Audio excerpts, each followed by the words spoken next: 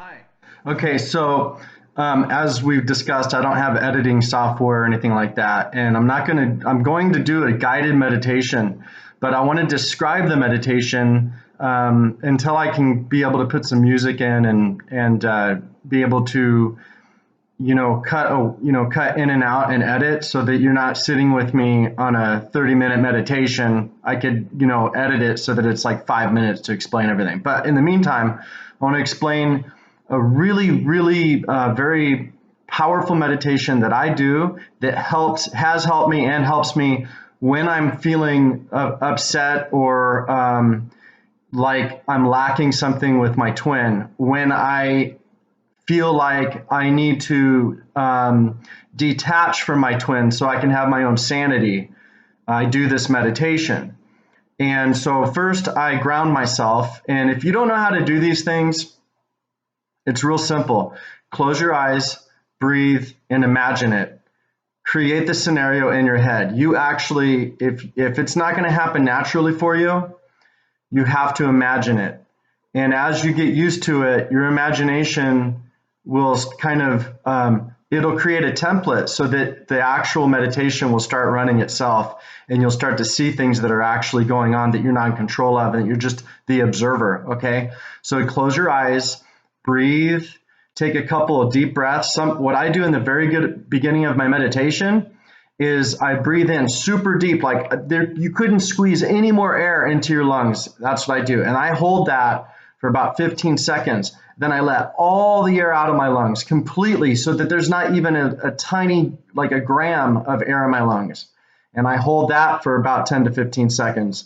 And then I breathe in deep again and hold that for another 15 seconds. And I release that. And when I do, usually my head feels really good and I'm not in this nervous state anymore. That's 45 seconds and it changes your state of mind pretty profoundly, actually. For considering it's only 45 seconds, it's profound. Okay, so once you get to that point, you close your eyes. You're going to just breathe naturally in through your nose, out through your nose, or however is comfortable for you. Okay, you're going to imagine, first of all, we're going to ground ourselves. So what I do is I have my feet flat on the ground, and I imagine that each foot and each leg is like a tree, and that my foot is growing roots, and the roots start like spreading out into the earth, and they get a firm like underground foundation. They spread out. I literally visualize my feet growing roots throughout the whole planet, basically, and that's where I am grounded. Okay, and then I have a grounding cord. Now my grounding cords are always changing because I'm getting upgrades. That's how I know when I've gotten an upgrade. My grounding cord, well, it's not always, but sometimes my grounding cord changes. Right now, my grounding cord is like a DNA helix, except it has like about 12 strands around it. And that shoots out, and at the very tip of it at this point is like a star shape, and it's like a shooting star. And it shoots down to the center of the planet, okay, and it anchors there. It literally gets to the center planet and gets its hooks in. And and I do that to my first chakra, and your chakra should be spinning clockwise, okay? Now, once you've gotten to this point and your grounding cord is anchored, you'll know because you're doing it. You're consciously having this done. You're going to pull in about 30% of the Earth's energy into your body. You're going to fill your body up with the energy, and then you're going to let it go right back down into the earth, okay? Another thing that I do often is I ground other chakras depending on what I want to do. In this one, we're going to try to detach from our twin flame, so we're going to say hello to him or her, and then we're going to say goodbye. So what I would do is I would take your higher heart chakra or your heart chakra. Your heart chakra is green, your higher heart chakra is kind of a pink color. It's a little bit smaller, and it's above your heart chakra. And I connect another grounding cord here. That also goes to the center of the planet. And then I bring the energy up, and then I bring golden energy coming down from the universe into my crown, filling up my entire space and body with golden energy. And I can see, for me, I see the golden energy very clearly. I can see it right now. And I fill my body up, and sometimes I'll fill my bedroom up, and then I'll fill the house up, and I can fill my town up, whatever. It depends on if I'm trying to spread healing and all that. But we're just trying to say hello and goodbye to our twin. So at this point, once you feel that you've filled yourself with the golden energy, you're going to see your twin flame in front of you, okay?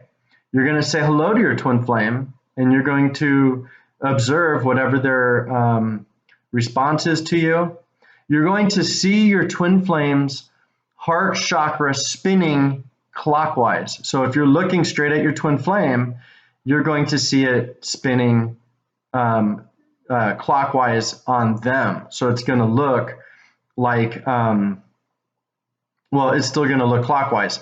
Yours is also going to be clockwise. And so they're going to be spinning like this. So one twin's going to be going this way, and the other twin's going to be going this way. This is an amazing visual if you can see this happen. As you get close to your twin flame, you're going to see both are going clockwise, spinning in opposite direction because you're facing each other, and it creates this vortex. Okay, this actually happened to me. It was amazing, and then I just do it now. And as you get closer to twin flame and your heart chakras are facing each other, those opposite spinning chakras are creating this vortex, and you connect to them, and you can see this vortex like going into them and then into you. And you can see a torsion field being created through the two of you. It's really, really awesome. And this connection, you should actually physically feel if you do it properly, if you're sensitive enough. You will feel this connection to them. And then you're going to experience that. And then you're going to back away. And you will allow yourself to have whatever discussion you're going to have with them. They may say things to you. You say things back to them. A lot of times when I'm doing it with my twin, I am consciously aware and have effort into what I'm saying to her, but I don't know what she's going to say back. But when she does, it's like a conversation, okay? Sometimes she says, I love you. Sometimes she says, I'm sorry. Sometimes she says, I'm confused. Sometimes she says that this situation seems impossible. Sometimes she says that there's people and situations keeping us from each other. And a lot of times, I've had her say, go away. I've had all kinds of stuff. After you have this conversation, you're going to tell your twin that you love him or her and that you have some work to do. And that while you're doing your work, like I say, I have some work to do. I've had some realizations, and these are my realizations, and I'm going to focus on these things now. And I wish for you nothing but peace and blessings, and we will see each other again soon. And I love you, and I hope you have a great day, or whatever you want to say that is like a goodbye. And then you're going to watch your twin flame walk away after your twin flame says goodbye to you. This is just one meditation that I do for detachment. It really helps. Sometimes when our chakras are creating that torsion field, that vortex, she actually will give me a big hug. And sometimes it's a really long hug, sometimes a kiss. If you find that when you're doing your meditation, you have sexual visuals coming up, and it's like, okay, I mean, we will all have some sexual visuals happening, but if it starts to get out of hand, you probably did not connect your higher heart chakra. If that happens to you and you connect your heart chakra, you may have a blockage between your first and your fourth chakra. You just might have that blockage. In the third chakra, a lot of people have blockages. So if you have that blockage and you go ahead and ground your heart chakra, it will bypass all of that stuck sexual energy, and it will allow you to have progression in your meditation. Okay, it works really, really good. And if you do have blockages, this is one way to get through and past the blockages. It really helps to be able to ground to your higher chakras if your energy does not go all the way up. Okay, and if you're just wondering, I've experienced all this stuff. I've been given messages and downloads to try these things. And sometimes when I've been guiding other people for their own self-growth with their inner childs or whatever it is, this information comes to me from source. So this isn't stuff that I'm just making up out of the thin blue. And I also have tried the things that I'm talking about. I do a lot of these things almost every day. I mean, I meditate sometimes an hour a day.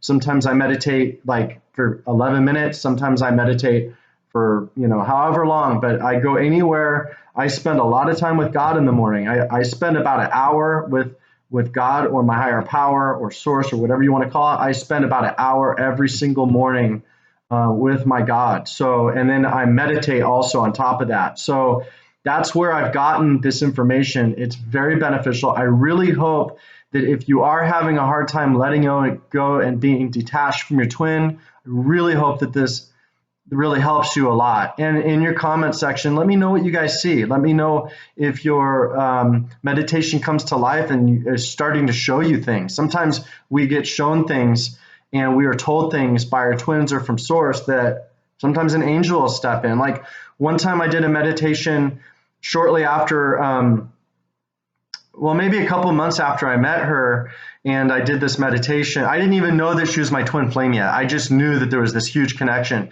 And I went to the time when I saw us meet. So physically, when we met, when we shook hands for the first time, when we looked into each other's eyes for the first time, I went to that moment in my meditation and I saw an angel there observing us, like guided us together there and was watching us meet. It was divinely guided.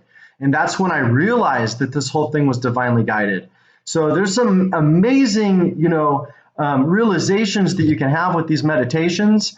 And above all, I just really hope that this helps you, because once I started doing some of the, and I have more that I'll share, but once I started doing these things, my growth just really took off. So I hope you guys have a fantastic day.